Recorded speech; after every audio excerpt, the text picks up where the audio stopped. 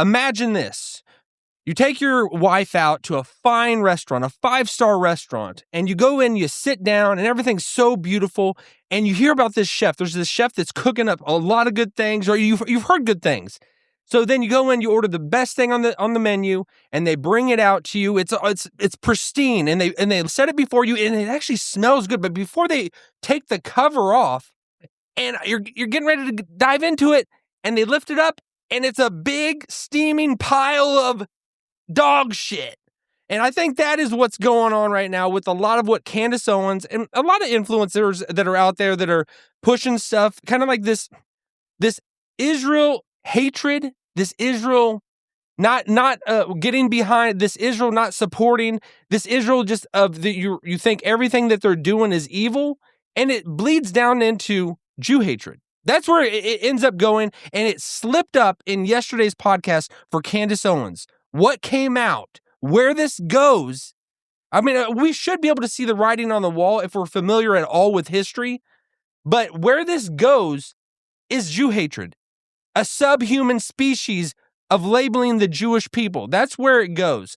But so Candace Owens, it slipped out, it came out yesterday. She called him a maggot. She called him a different species. She called him a worm. Talking about Ben Shapiro. That's who she was referring to. I want to take a look at this clip, and I'll let it speak for itself. We have now reached such a late stage of this neocon psychosis that Ben Shapiro is out there pretending that he's Charlie's personal knight. He was must have been Charlie's squire, actually, while he was alive. It is the most disturbing thing that I have ever seen in politics, and that's saying a lot. I know that he's a maggot. I know that he just has to do maggot things. He saw Charlie's corpse, just like he saw Andrew Breitbart's corpse, and it's just irresistible for him. That's his nature. But I've never seen someone project onto other people what she does all the time more than Candace Owens. The speed of it and the statement of it, instantly, I'll pick up the bloody mic against the undeniable backdrop of how much Charlie could not stand him. It's just stunning, right? The persistence of it is stunning.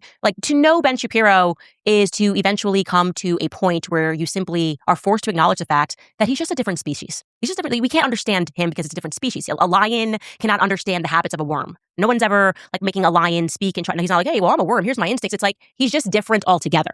All right. And then in a second, we're going to take actually a look at a clip from Tucker Carlson and Glenn Greenwald, which was pretty eye-opening.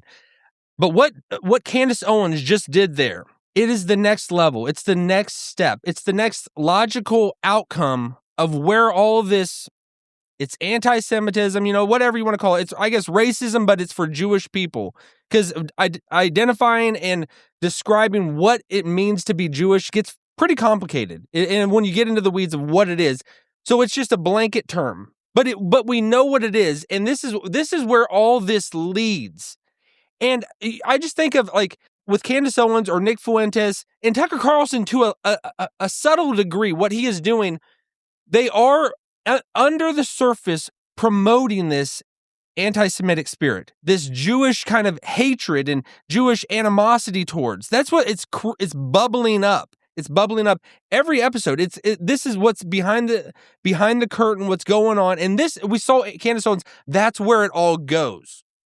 So I just think of when you want to try to consume truth, when you want to try to consume what is good for you and of nutritional value, you could go into that 5-star restaurant and then just eat a big pile of dog shit that smells great. I mean, the chef might be seasoning it, might be making it have good lighting, have good production value. These influencers that they got the right people on, they're saying the right things, but underneath the surface, when you really get down to it, it might even look like filet mignon, but it's not. It's dog shit, but it just has the outward veneer of filet mignon or a steak, a juicy steak. And I don't want, and this is because I've been watching a lot of Nick Fuentes. I like what he does. He's entertaining. That's almost how all I can say it and describe it. He's entertaining, and he makes me laugh or whatever at times. But what he's promoting, what his ideology is directing people to, is this what we saw in the last 100 years?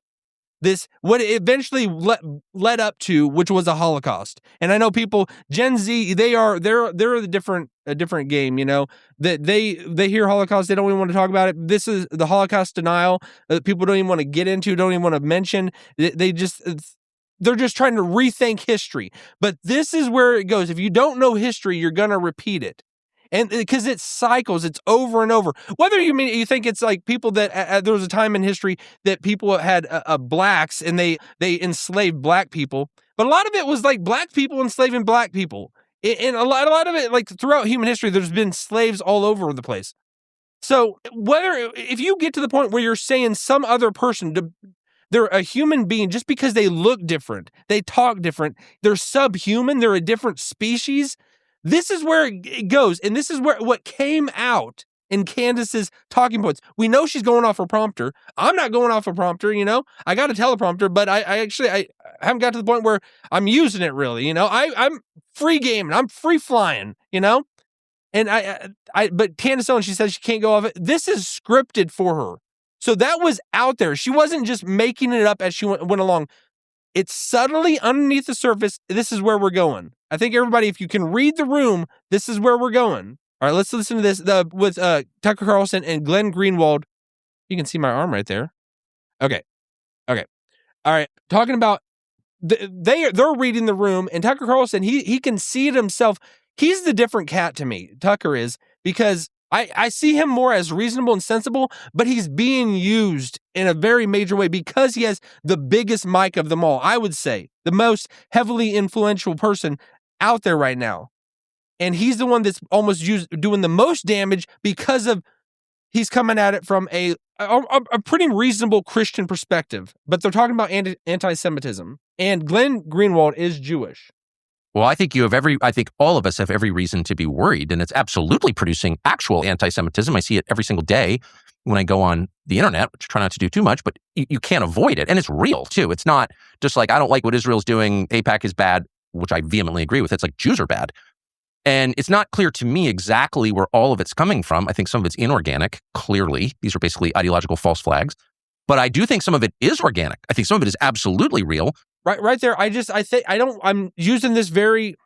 meaning to use this term. Tucker is being used as a useful idiot. I don't think he really has thought this through of what he's saying, these questions that he's raising, and where every guest on his show, what they talk about, what they go towards, it seems like it's creating this anti-Semitism vibe. It's bleeding through, pouring through. It's oozing out of every pore of every show that he does.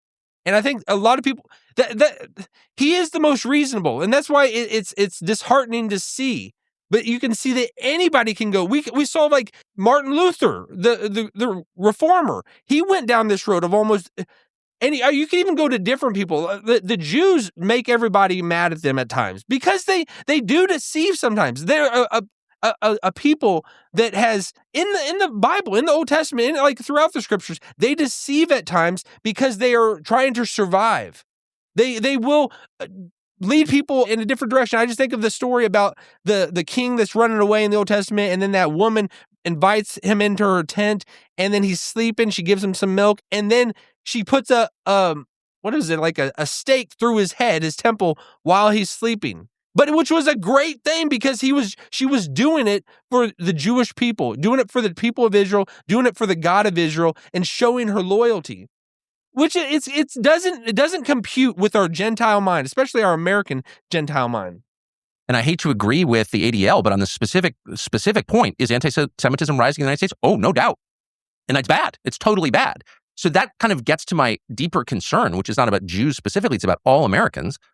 I feel like ethnic conflict is being encouraged in this country. Where this is all going, and I'm not trying to be sensational, but it's just trying to get ahead of it, because right now we can actually speak about it. There's not going to be any more, like, it doesn't seem like Democrat or Republican. It is Israel has come to the forefront. Israel is the deciding factor because there's people that agree with Israel on the right and the left, and different parties are aligning. Nick Fuentes, who has been a staunch conservative his whole life, he stood for pretty much Republican values or whatever. I don't care about the party, but conservatives, he is pushing the thought of everybody vote Democrat just so he can almost recalibrate everything, make things come back in a direction. But it is this just horseshoe effect. The extremists on both sides they have commonality. And I'm not an extreme person. I don't know about you. I'm open to different opinions and changing my views, because I in my little head that I have right now, my whatever 3-pound brain that's going on in here, I don't think that I got all truth just has been downloaded into my head that I know exactly what's right and what's correct. People have different no, I don't think one person has all the truth in their head. So it's like, if you get to the point where you're not open to being corrected, showing what's right, challenged, and I think Nick Fuentes and Candace Owens, because these three people, Tucker, Candace, and Nick Fuentes, they are the most interesting people to me right now, because for different reasons, but almost similar reasons. Candace Owens is way off the reservation, and she's just spouting everything. She's on the loose, and she's just like trying to just tear everything down, tear every structure down. And it's what is driving all of these people. And I don't think Tucker is completely bought in. I think he has a somewhat open mind, but what is driving these three people is this Hamanic, anti-Semitic spirit. It's this Jew hatred spirit. And it ultimately comes and stems from Satan, because Satan constantly wants to destroy the Jewish people. We've seen that throughout history repeat itself over and over and over. And I think if you're really just honest with what's happening right now, every episode every video you turn on, unless you're just watching sports and you're dumbing yourself down and that's all you're looking at, you're not worried about politics, you're not worried about what's going on in this world, you're not familiar with anything. If you do get into what is actually happening, because now we're in war with Iran, people are starting to turn on the lights, they're starting to look around, where am I going to land?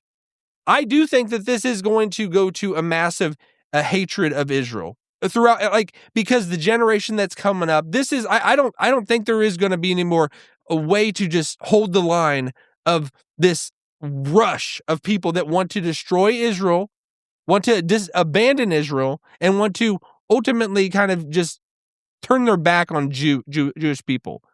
And so there is this massive divide, and it seems like to me like where we are at in history, how everything has turned, because I wasn't always constantly thinking about Israel, and I'm not coming at it where I just die hard. I got to support Israel. Everything they do is perfect. I'm not there at all. I don't think that way at all. But I do recognize, if you come to the Bible, if you are honest and come to the Bible, and I always bring this back to the Bible because that's God's word. The Quran is not God's word. The Book of Mormon is not God's word. The Bible is God's word. And if you want to come to it honestly and not come to it with just a preconceived notion and your own presuppositions, if you're willing to be your views and your mind to be challenged by what God says, and you're honest with it, you can't see anything other than Israel is the pinnacle, that they are the radial theology that just comes out of every page. They are the ones at the center that everything turns around. And that they are the covenant people. So I know this is what a lot of people are already familiar with, and a lot of people don't want to hear, but it's still it's where I go, and it's what hangs on every page in the scriptures. So we'll leave it at that. Let me know what you think. I see this happening in every video I'm watching, pretty much. I might just be in an algorithm, feed that's all I'm seeing, but the most prominent influencers out there certainly got a take on this. And it's like, which side are you going to be on? Are you going to stand with Israel? Or are you not? All right, we'll leave it at that. Follow me on X and Instagram. Smash that like button if you want to. I don't know if I've ever smashed the like button in my life if someone told me to do it. But if you want to. All right, we'll leave it at that. Have a great day, everyone.